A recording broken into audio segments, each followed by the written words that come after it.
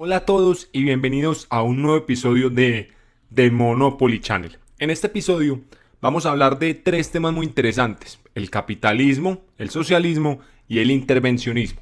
Digo interesantes porque últimamente en la actualidad mencionamos mucho, o al menos escuchamos mencionar mucho estos tres temas. Vamos a entender un poquito de los efectos y a qué se refiere cada término. Para entender los efectos del intervencionismo y averiguar qué es, tenemos que revisar primero qué es el capitalismo y qué es el socialismo, sobre todo en términos económicos, porque a veces se definen de diferentes maneras. El capitalismo o economía de mercado es un sistema económico basado en la propiedad privada de factores de producción. El hombre tiene todo el derecho de poseer y deshacerse de su propiedad de acuerdo con su propia discreción, sus propias preferencias, siempre y cuando no viole la ley. En una economía de mercado o capitalismo, en su forma más libre de ley, se limita a proteger el funcionamiento del mercado y a sus participantes de la agresión, es decir, defiende la propiedad privada.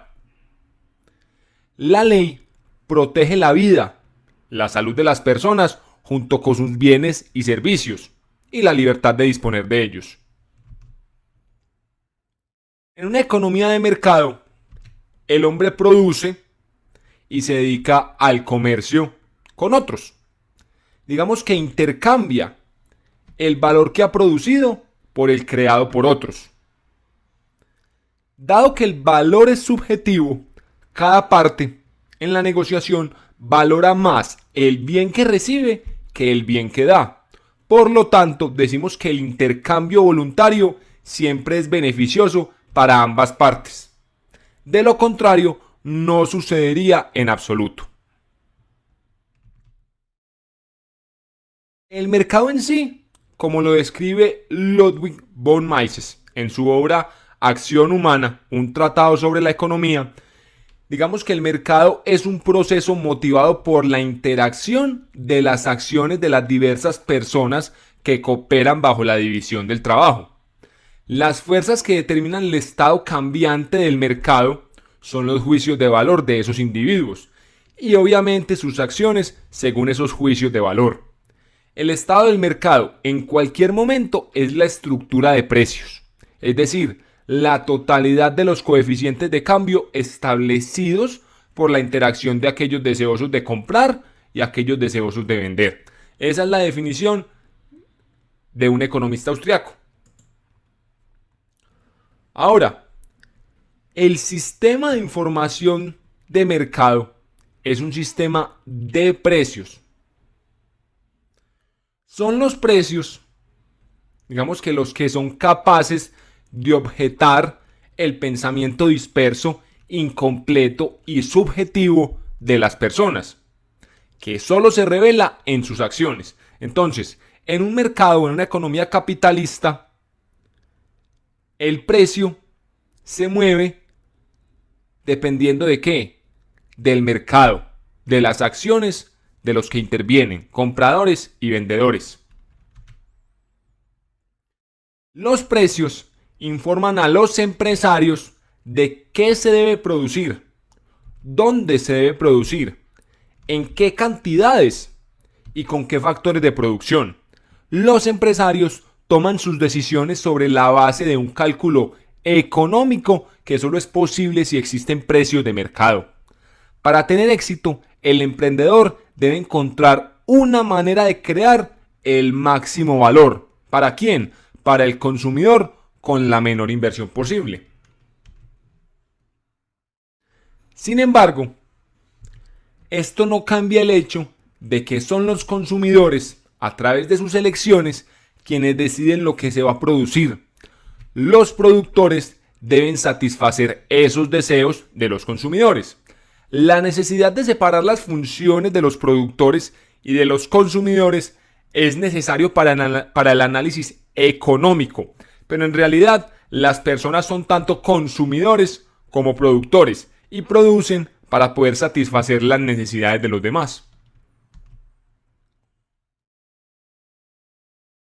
La parte crucial de una economía de mercado es que la producción y el consumo están determinados y regulados solamente por el mercado, que es el resultado de las decisiones de las personas.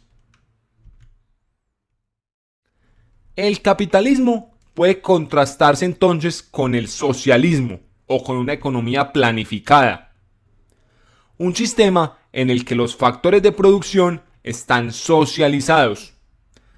En el socialismo, la economía ya no está sujeta a las preferencias de los consumidores. En un sistema socialista son los planificadores centrales o el gobierno los que deciden qué se va a producir y cómo distribuir los bienes de consumo. En el socialismo no hay mercado de factores de producción en definitiva. Cuando solo hay un propietario de los factores de producción, en este caso el gobierno, independientemente de si es el Estado o un particular, no hay un intercambio de mercado para ellos.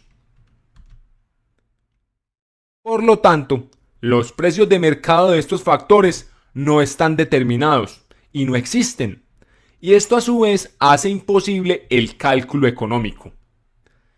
El problema del cálculo económico en el socialismo requiere una discusión aparte, de lo cual hablaremos en un próximo episodio. Von Mises, en su libro Intervencionismo, un análisis económico, distingue dos modelos de economía socialista. El primero es el socialismo marxista o soviético. Von Mises describe este sistema como puramente burocrático. Toda la economía se maneja de una manera burocrática, como el ejército. La producción proviene de posiciones más altas y las empresas, que son básicamente departamentos gubernamentales, deben producir lo que se les impone. El segundo modelo de la economía socialista es la economía nacional socialista, que von Mises llamó el sistema alemán. Mises nos dice que la diferencia entre la economía nacionalista y el socialismo soviético es que el primero, aparente y nominalmente, mantiene la propiedad privada de los medios de producción, emprendimiento e intercambio de mercados. Los empresarios compran y venden, pagan a los trabajadores, contraen deudas y pagan intereses y amortizaciones, pero son solamente empresarios de nombre. El gobierno les dice a estos aparentes empresarios qué y cómo producir, a quién comprar y a qué precios, y a quién vender y a qué precios. El gobierno decreta a quién y bajo qué términos los capitalistas deben confiar sus fondos y dónde y con qué salarios deben trabajar esos trabajadores. El intercambio de mercado no es más que una farsa en el socialismo nacional socialista. Como todos los precios, los salarios y las tasas de interés están siendo fijados por la autoridad, son precios, salarios y tasas de interés solamente en apariencia. En realidad son meras determinaciones del gobierno y de la burocracia. La autoridad, no los consumidores, dirigen la producción. Esto es socialismo con la apariencia externa de capitalismo. El nombre de la economía de mercado capitalista se conserva, pero aquí, en la economía nacional socialista, significa algo completamente diferente de lo que significa en la verdadera economía de mercado. Lo que es importante para nosotros, sin embargo, es que en ambos tipos de socialismo es el gobierno, no el mercado, el que determina la producción y el consumo. El hecho de que varias empresas sean nacionalizadas en una economía de mercado no significa que estamos tratando con una economía socialista. Tengan cuidado. Del mismo modo que un pequeño sector privado en un sistema socialista no significa todavía una transición a una economía de mercado o capitalista. Entonces, ¿cómo distinguir cuándo termina una economía de mercado y comienza una economía socialista? Eso es lo que exactamente le preguntó Murray Rothbard a von Mises. Mises le respondió sencillamente: ¿qué se necesita? Un mercado de valores. ¿Cómo distinguir cuándo termina una economía de mercado y comienza una economía socialista? Cuando desaparece un mercado de valores. ¿Y cuándo distinguir cuándo termina un socialismo y empieza un capitalismo? Cuando aparece un mercado de valores. Un mercado de valores es crucial para la existencia del capitalismo y para la propiedad privada. Un mercado de valores significa que existe un mercado en funcionamiento en el intercambio de títulos privados de los medios de producción.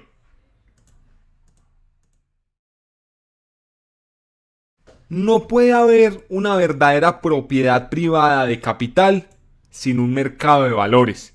Y no puede haber un verdadero socialismo si se permite la existencia de un mercado de valores. Así que, como podemos ver, el límite es la existencia de un mercado de valores. Por ejemplo, en la República Popular Polaca no había ninguna bolsa de valores y tampoco en la Unión Soviética.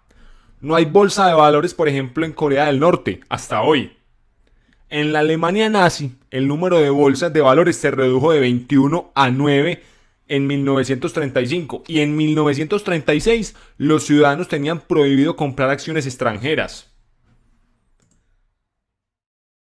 Entonces, después de analizar qué es el capitalismo y qué es el socialismo, qué es el intervencionismo, se basa en el hecho de que la propiedad privada de los medios de producción sigue existiendo, pero el Estado participa activamente en la regulación de la economía a través de órdenes, prohibiciones, restricciones o controles. Von Mises, el economista austriaco, llama el intervencionismo una economía de mercado obstaculizada o una política interna de injerencia gubernamental sobre las empresas. El mercado realmente existe, pero su funcionamiento se ve interrumpido de varias maneras. ¿Cuáles son esas maneras? ¿Cuáles son sus efectos? ¿Será que es el intervencionismo una tercera forma de interacción social que es posible y es sostenible? ¿Será que existe un tercer camino que combina las ventajas del capitalismo y el socialismo? Responderemos a esas preguntas en un episodio en el futuro. Si les gustó el tema, por favor suscríbanse a nuestro canal, visítenos en Instagram, visítenos en nuestra página web www.comojugarmonopolio.com. Muchas gracias por estar en este episodio y nos vemos en un siguiente episodio.